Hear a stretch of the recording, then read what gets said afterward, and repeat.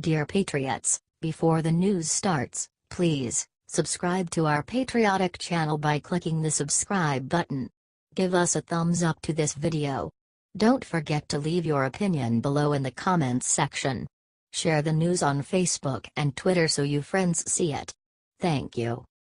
Top FBI official rips Comey for using Bible verse to shame Trump. He's the emperor with no clothes. Former FBI Director James Comey is one of the few people in the United States that Republicans and Democrats hate equally. Conservatives blame Comey for letting Hillary Clinton off the hook for Benghazi and her email crimes, and liberals claim that Comey helped throw the 2016 vote to Trump by publicly reopening the Clinton investigation just days before Election Day.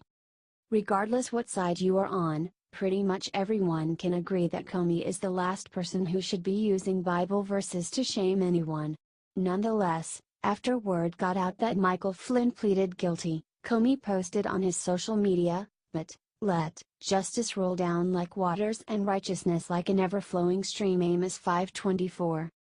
Former FBI Assistant Director James Kallstrom, however, saw right through what Comey tried to accomplish with this Bible verse and called him out for it.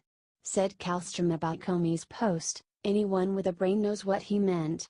He thinks he was unjustly brought down, and now justice is going to prevail and show him as some sort of a martyr. Nothing could be further from the truth." He went on, "He's a guy who either knows the Bible or thought it would be cool to give that response back, when he is the emperor with no clothes. He carried water for the Clinton Foundation and Obama administration, and demoralized the FBI. Making a fool of himself. In my view, he conducted himself in a way that was not in keeping with the rule of law, and here he is quoting the Bible." Kallstrom concluded about Comey, "Hopefully, justice will roll down on him and his sycophants who threw the Bureau under the bus. He just showed himself as the hypocrite that he is.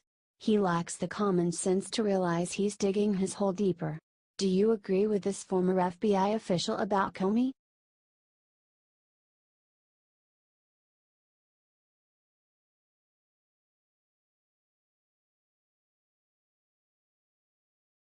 CNN accuses Trump of being too stupid to collude with Russia. For a long time the media has been arguing that President Trump colluded with Russia, with very little evidence. However, CNN's Mary Catherine Ham says that Trump's campaign was too reckless, arrogant, and undisciplined to have successfully colluded with Russia. She can name-call all she wants, but Trump is a lot more successful than she is. Not every single discussion with a foreign entity or person is illegal on its face, that can be routine in transitions. But the thing I've always thought about this White House is even if there is no there, at the collusion part of this, she started. I remain unconvinced that they were sly enough to cover up a giant criminal global collusion with the Russians because they are reckless, arrogant and undisciplined. And this is what has taken Flynn down. He was reckless and undisciplined and dishonest, said Ham. And that I think is going to be the pattern over and over again, because they are going to trip themselves up. Even if they are not being nefarious, they are going to mess up over and over again, and that's going to get them deeper into this, she said. How much more ridiculous can CNN possibly get?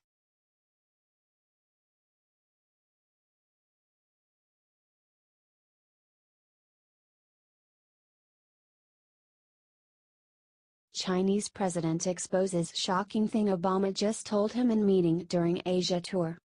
Just weeks after President Trump finished his speaking tour in Asia, Obama decided to have one of his own. Obama spoke with several leaders that Trump had just finished speaking with, including Chinese President Xi Jinping. The media in China and America wrote of the Trump Obama, who championed a pivot to Asia policy that Beijing viewed as a bid to contain its ambitions and critics say was largely a failure, said China had made impressive achievements.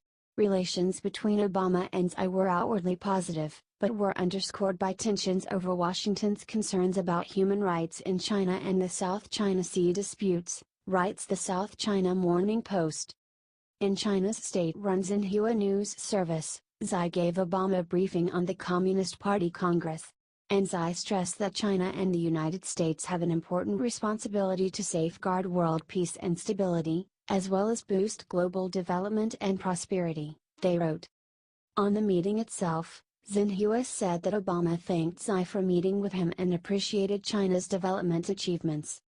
Bloomberg Politics writes that Obama told Xi that he was willing to play a continued role in strengthening mutual understanding, exchange and cooperation between the two nations. Do you think that Obama needs to stop pretending he is still the president?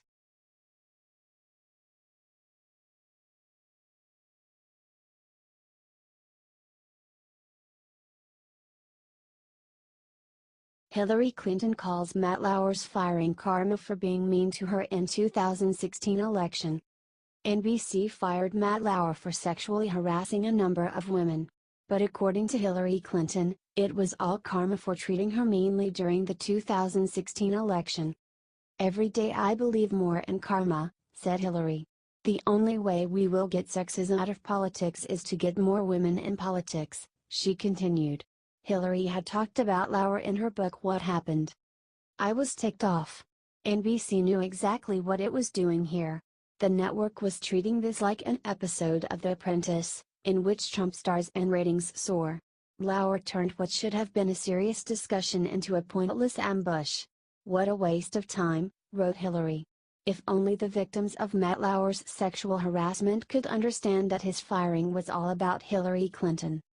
Dear colleagues, on Monday night we received a detailed complaint from a colleague about inappropriate sexual behavior in the workplace by Matt Lauer. It represented, after serious review, a clear violation of our company's standards. As a result, we've decided to terminate his employment, wrote NBC in a statement. While it is the first complaint about his behavior in the over 20 years he's been here at NBC News, we were also presented with reason to believe this may not have been an isolated incident. Our highest priority is to create a workplace environment where everyone feels safe and protected, and to ensure that any actions that run counter to our core values are met with consequences, no matter who the offender, wrote NBC.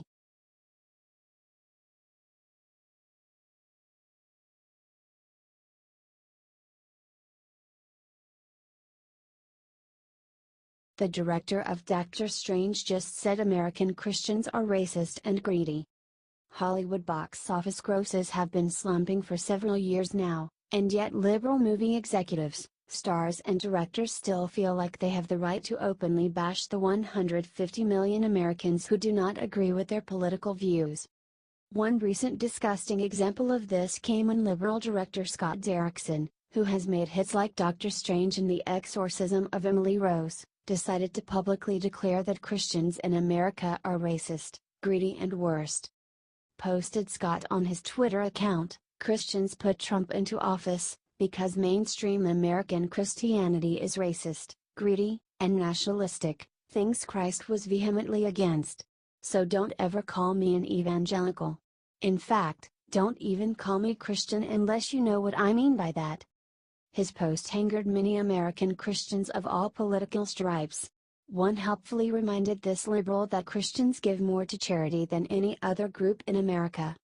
To this, biblical non-expert Derrickson decided to reply with a quote from Scripture, writing, "So when you give to the needy, do not announce it with trumpets, as the hypocrites do in the synagogues and on the streets, to be honored by others, Jesus Christ." Matthew 6:4. One other Twitter user, however, completely destroyed Derrickson's dumb arguments about Trump and Christians by tweeting in response, "Trump ain't a Clinton. That's why we voted for him. Period. Get off your high horse, pal. Do you think this liberal movie director needs to shut up about things he knows nothing about?"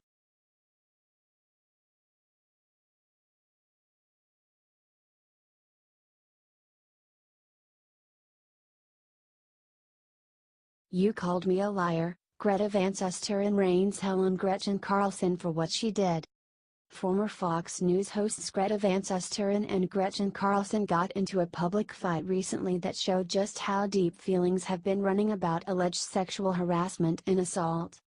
Things kicked off when ABC News put out a fake news story about Michael Flynn speaking with Russian officials before Election Day. ABC put out a clarification, but Greta called them out, tweeting, What makes it worse is that ABC won't admit its error and now tries to sugarcoat it with now calling their correction just a clarification dash, and other news organizations of course repeated ABC original story.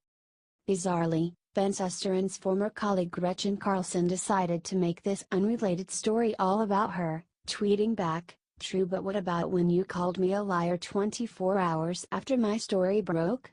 You knew no #facts. You were someone I had always admired and heralded every time you came on my show. And you are a lawyer, which made it outrageous."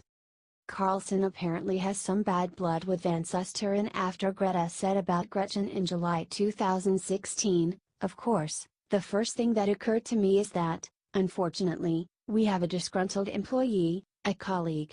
I read that her show wasn't being renewed and, being a lawyer, I thought she got angry." Greta later qualified her remarks, saying, "I did not defend Roger Riles nor did I condemn him. I just stated what I knew or did not know. Period. As an aside, of course if I had known of any sexual harassment, I would not keep quiet as I would not want other people hurt by my silence. Who do you believe, Greta or Gretchen?"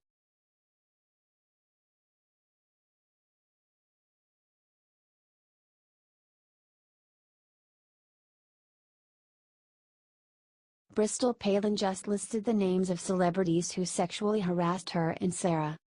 Bristol Palin has been watching the sexual assault and harassment scandals about numerous entertainers and other media figures unfold, and decided that it was time to break her silence about the people who have sexually harassed her and her mother Sarah. In a blog post, Bristol asked, "Are you ready to hold these people accountable? Here is a small example of what our family has gone through."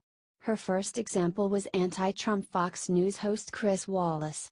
Don Imus asked Wallace in 2010 right before he was going to interview Sarah Palin, "When you interview her, will she be sitting on your lap?" Replied Chris, "One can only hope." Commented Bristol, "Did Wallace receive any consequences for this kind of sexual harassment? None. No one at Fox Radio batted an eye with his violent misogynist rant. In fact, he is still celebrated."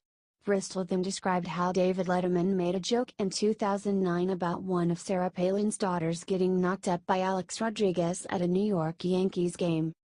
She then brought up rapper Rosalia Banks, who in 2016 tweeted, "Sarah Palin needs to have her hair shaved off to a buzz cut, get head ed by a big veiny, ashy, black D, then be locked in a cupboard." The rapper added, "Honestly. Let's find the burliest blackest 10s and let them run a train on her. Film it and put it on World Star." Bristol also brought up how in 2011 current CNN host Alison Camerota asked Sarah about her breasts in an interview. Said Bristol, "Harassing lines of questioning like that is to sexualize the female guest, thus discrediting the important issues she's there to discuss. Gee, I wonder why voters have a hard time taking female politicians seriously when a news organization is more interested in the size of their bra than their brain? Are you glad Bristol spoke out?"